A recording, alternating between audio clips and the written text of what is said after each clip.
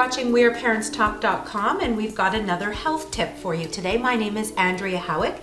Dietitian Kim Arrey is back with us today. Hi, Kim. Hi, Andrea. How are you? Good, thank you. Except when I'm in the cereal aisle. It can be a very overwhelming place for a parent. It sure can. Can you help us navigate what we should be looking for on the labels of cereal?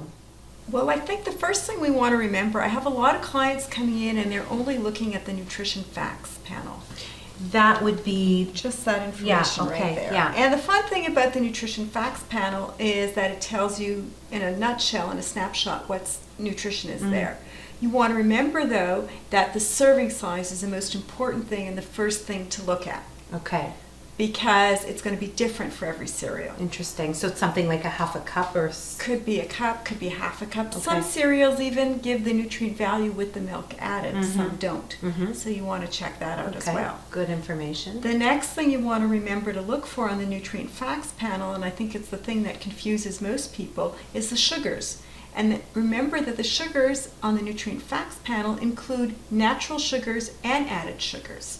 And is that okay? I mean, how should we... That's fine, but it just doesn't, you can't assume it's all added sugar. Okay.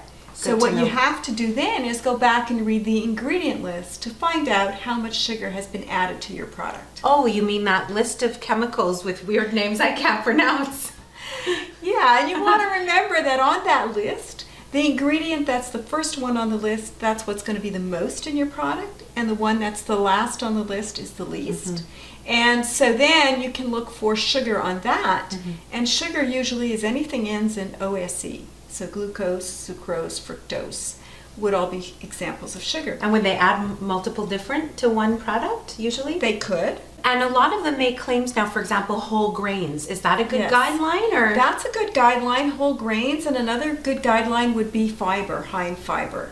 Because we're looking, most Canadians are not consuming enough fiber, so those claims are also regulated, and so only foods with specific amounts of nutrients can have those claims.